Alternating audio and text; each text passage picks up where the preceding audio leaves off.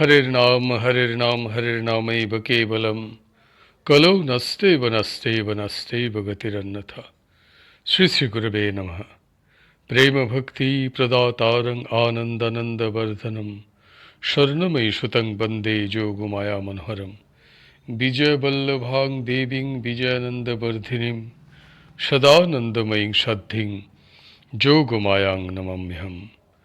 गुरुर्ब्रह्मा गुरुर्विष्णु गुरुर्देव महेश्वर गुरुरेव परं ब्रह्म तस्मै श्री गुरवे नमः। ভক্তিভাজন শ্রীমৎ জগৎবন্ধু মৈত্র মহাশয় রচিত শ্রী শ্রী গোসাইজির জীবনী প্রভুপাদ বিজয়কৃষ্ণ গোস্বামী গ্রন্থ হতে পাঠ। আমরা গ্রন্থটির মেডিকেল কলেজে অধ্যয়ন ও উপবীত ত্যাগ নামক প্রসঙ্গটি আস্বাদন করিতেছি। 1785 শকের ভাদ্র মাসে গোসাইজি কলিকাতা ব্রাহ্ম সমাজের প্রচারক পদে অভিষিক্ত হন। তাহাকে প্রচারক পদে নিযুক্ত করিবার সময় মহর্ষি তাহাকে বলেন যে, প্রচারের জন্য আমি তোমাকে যে স্থানে যাইতে বলিব তোমাকে সেই স্থানে যাইতে হইবে।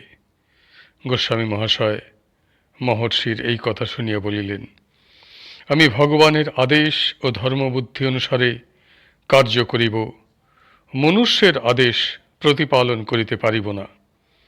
তাহার তেজস্বিতা ও ঈশ্বর নিষ্ঠা দেখিয়া মহর্ষি অতিশয় সন্তুষ্ট হইলেন এবং বলিলেন, তুমি স্বাধীনভাবে ধর্ম প্রচার করো। গোস্বামীপাদ তাহার প্রচার ব্রত সম্বন্ধে লিখিয়াছেন, আমি এই গুরুভার প্রাপ্ত হইয়া কিরূপে ইহা সাধন করিতে সক্ষম হইব তদ বিষয়ে নানা প্রকার চিন্তা করিতে লাগিলাম। যখন স্বীয় বিদ্যাবুদ্ধির প্রতি দৃষ্টিপাত করি তখন হতাশ হইয়া পড়ি, যখন ঈশ্বরের প্রতি নির্ভর করি তখন অতুল সাহসে পূর্ণ হইয়া উঠি।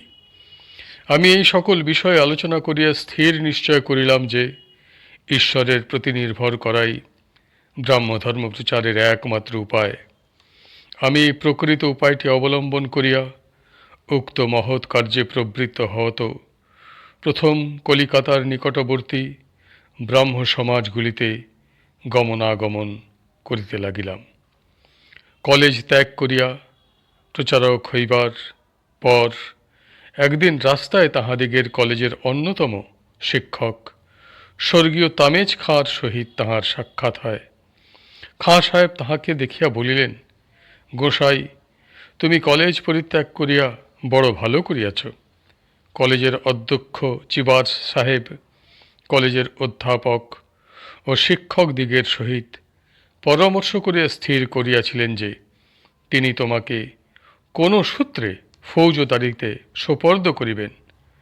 তুমি গোলযোগের নেতা ছিলে বলিয়া তোমার উপর তাহার ভারী আক্রোশ। আমিও সভাতে উপস্থিত ছিলাম, কিন্তু তাহাদিগের মতের অনুমোদন করি নাই। এখানে প্রসঙ্গত লেখক লিখিতেছেন, তাহার প্রচারবত গ্রহণ সম্বন্ধে তিনি ধর্মতত্ত্ব পত্রিকায় এরূপ লিখিয়াছেন, আমি নামের বা গৌরবের জন্য প্রচারব্রত গ্রহণ করি নাই। আমার আত্মার গভীর স্থানে কি একটি আশ্চর্য শক্তি আছে। এ শক্তি আমার নহে, ইহা আমার যত্ন সাপেক্ষ নহে, ইহার উপর আমার কোনো প্রভুত্ব নাই। আমার ইচ্ছার সঙ্গে ও ইহার সঙ্গে প্রায় কোনো সম্বন্ধ দৃষ্ট হয় না। এই শক্তি আমাকে অন্ধের ন্যায় পরিচালনা করে এবং ভবিষ্যতে কোথায় পরিচালনা করিবে বলিতে পারি না। ইহা আমার প্রবৃত্তিকে জগতের মঙ্গলের জন্য সর্বদা পরিশ্রম করিতে আদেশ করে। ঈশ্বরের ইচ্ছানুমত কার্য সম্পর্কে ইহাই আমাকে উত্তেজিত করে এবং নিজ আত্মার মহোন্নতি সাধন করিতেও ব্যাকুল করে। ইহার আদেশ এরূপ পরিষ্কার ও বোধগম্য যে আমি কখনো ইহা বিস্মৃত হইতে ও অগ্রাহ্য করিতে পারি না। ইহাই আমাকে প্রচারক নাম গ্রহণ করিতে বাধ্য করিয়াছে। আমি সর্বদা মনকে বোঝাই, বলি হৃদয়, তুমি কি জানিতেছ না যে তুমি অত্যন্ত মলিন ও অধম? তুমি কি সাহসে প্রচার কার্যের গুরুভার নিজের মস্তকে লইতে সাহসী হইলে?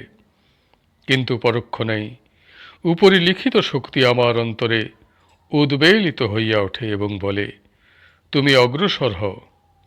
আমার বিশ্বাস, এই শক্তির আদেশ ঈশ্বরের বাক্য। ইহা প্রচারকের জীবন, ইহাই ভয় বিপদের সম্বল, নিরাশার ঔষধ, প্রার্থনার ইন্ধন। ইহা ব্যতীত আমি অন্ধ অপেক্ষাও অসহায় হইয়া যাই, মুমূর্ষু অপেক্ষাও নির্জীব হইয়া পড়ি। আমি সততই এই শক্তির আদেশ গ্রাহ্য করিতে চেষ্টা করি। শীঘ্রই হোক আর বিলম্বই হোক, তাহা প্রতিপালন করি, এবং যখনই আদেশ প্রতিপালন করিতে সাহসী হই, তখনই সফলতা লাভ করি। তখন আমার আত্মাতে আলোক আসে। আমি যাহা বলি, লোকে তাহাতে আকৃষ্ট হয়। আমি যাহা বলি, যাহা করি, তাহাতে আমার অনুমাত্র গৌরব নাই, কারণ আমি নিঃসন্দেহে জানিতে পারি যে ইহা আমার শক্তি হইতে নহে।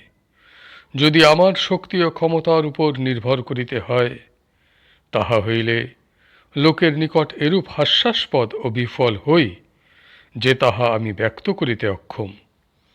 কার্যের সময় নিজের প্রতি নির্ভর করিতে হইবে ইহা মনে হইলে, যথার্থ বলিতেছি, আমার শরীর কম্পিত হয়। আমি নিশ্চয় জানিতেছি আমার দ্বারা কোনো মহৎ কার্য সম্ভব হইবে না, এবং কোনো কার্যের গৌরবেই আমার অধিকার নাই।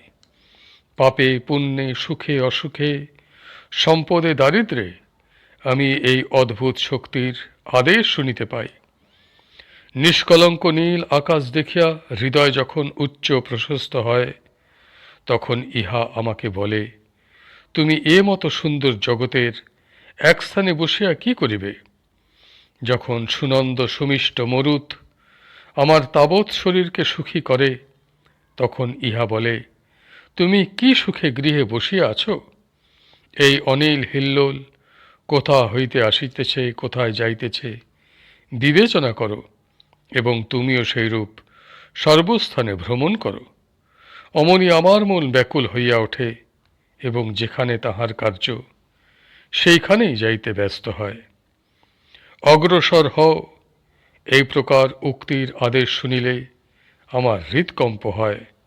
ভয় দুঃখে বিশ্বাসে বিস্ময় অন্তর পরিপূর্ণ হয়। আমি কোনো ক্রমেই ওই আদেশ না শুনিয়া ক্ষান্ত থাকিতে পারি না। ইহা আমার গৌরব নহে, কিন্তু মনের কথা, এবং কেনই যে এ কথা লোকের বিশ্বাসযোগ্য হইবে না, তাহা আমি বুঝিতে পারি না। আমার সকল অবস্থাতেই আমি ইহার বশবর্তী হইয়াছি, এবং সকল অবস্থাতেই হইব। ইহার বশবর্তী হইয়া আমি আশার অধিক ফল লাভ করিয়াছি। অবিশ্বাস, অহংকার ও নিরাশা ইহারই জন্য আমাকে গতাশু করিতে পারে না। আজকের পাঠ এখানেই সম্পূর্ণ হইল। হরি বল, হরি বল, হরি বল। জয় গুরুদেব, জয় গুরুদেব, জয় গুরুদেব।